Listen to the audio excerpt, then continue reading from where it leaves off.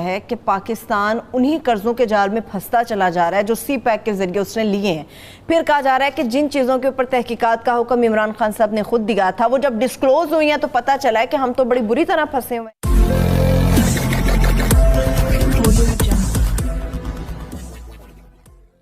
ہو یہ رہا ہے کہ 350 ارب روپے کا اسلحہ تو انہوں نے روس سے خریدنے کا فیصلہ کیا ہے. 350 ارب روپے کا. فرانس سے بھی اسلحہ وہ خرید رہے ہیں. فرانس سے بھی 2022 میں ڈیلیوری شروع کرے گا طیاروں کی, ٹھیک, جو بہت اچھے طیارے سمجھے جاتے ہیں. امریکیوں نے 2 بحری بیڑے موو کر دیے ہیں جنوبی سمندروں میں چین کے. اور بحری بیڑا آپ کو پتہ پورا ایک شہر ہوتا ہے, اس پہ جہاز چڑھ اتر سکتے ہیں. اور بڑی تعریف کی ہے انہوں نے 51 چائنیز اپلیکیشنز جو ہیں جو ٹیلی فون میں استعمال ہوتی ہے وہ بند کر دی ہیں. تو اس میں پومپیو نے ان کی بڑی تعریف کی ہے. انڈیا کی بھی کچھ بند ہوئی ہیں. نہیں, انڈیا کی تو جواباً ہوئی ہوں گی نا. چین کی بند کی ہیں, ظاہر ہے اس سے دونوں کو نقصان ہوگا. کچھ ان کو نقصان ہوگا, کچھ ان کو نقصان ہوگا. پاکستان کو بھی تو نقصان پہنچانے کی کوشش کر رہے ہیں نا ہارون صاحب. پاکستان اصل میں تو پاکستانی ہدف ہے. اصل میں ہدف سی پیک ہے. اس ساری کہانی کے پیچھے 2 لفظ ہیں, سی پیک.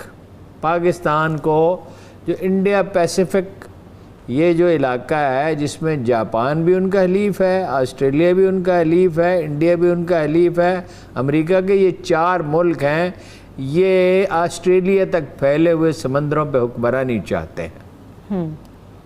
اس میں انڈیا ان کا حلیف ہے. سینٹرل ایشیا میں تھا, سینٹرل ایشیا قصہ تو ختم ہو گیا کیونکہ پاکستان کے بغیر کاروبار چل نہیں سکتا. اب سی پیک سلو ہو چکا ہے. خان صاحب بھی نہیں سمجھتے ہیں, وہ تو کہتے ہیں بھرپور طریقے سے کام ہو رہا ہے. کوئی بھی نہیں مانے گا, مگر سورج چڑھ آیا ہے, ہم اسے اپنی آنکھوں سے دیکھ رہے ہیں, یا ڈوب گیا ہم اپنی آنکھوں سے دیکھ رہے ہیں. اب اگر مؤذن سویا رہے اور روزے افطاری کے وقت اپنا اذان نہ دے تو اس کا مطلب یہ نہیں ہے کہ ہم روزہ نہیں کھولیں گے. رفتار آہستہ ہونے کی وجہ کیا ہے ہارون صاحب؟ رفتار آہستہ ہونے کی وجہ سے امریکی دباؤ ہے جو پاکستان قبول کر رہا ہے. جی نہیں, حالات ایسے ہیں. بعض اوقات ٹیکٹفلی آپ کو تھوڑے دیر کے لیے پیچھے ہٹنا پڑتا ہے, صبر کرنا پڑتا ہے. وہ تو چرچل نے کہا تھا کہ اگر راستے میں تم رکو گے اور ہر بھونکتے کتے پہ پتھر پھینکو گے تو تم اپنی ڈیسٹینیشن پہ تو نہیں پہنچے, کبھی نہیں پہنچ پاؤ گے. ٹھیک ہے. اور ایک سید ابوالعلا مودودی کا فکرہ بھی بہت اچھا ہے. اردو نثر بڑی کمال کے لکھتے تھے. اگر کوئی کانٹا تمہارے دامن سے الجھنے کی کوشش کرے تو اپنے دامن کا حصہ اتنا حصہ پھاڑ کر اس کے حوالے کر دو اور اس سے کہو کہ لے تو اس سے دل بہلا, میں تو آگے چلتا ہوں. سی پیک ختم نہیں ہو سکتا. نقطے کی جو بات ہے ختم ہونا نہیں چاہیے, ہو سکتا ہی نہیں ہے کہ کیا ضرورت ہے بنانے کی. ٹھیک ٹھیک, مندر بن سکتا ہی نہیں ہے. تو پھر کوششیں کیوں تھی؟ کوشش عقل مند لوگ ہیں نا. آپ کو کب سے میں سمجھا رہا ہوں, جب سے یہ پروگرام شروع ہوا ہے. میری تو آپ مانتے ہی کوئی نہیں نا. میری یہ جو پروگرام دیکھتے وہ چاہے میری بات مان لے, آپ نہیں مانتی.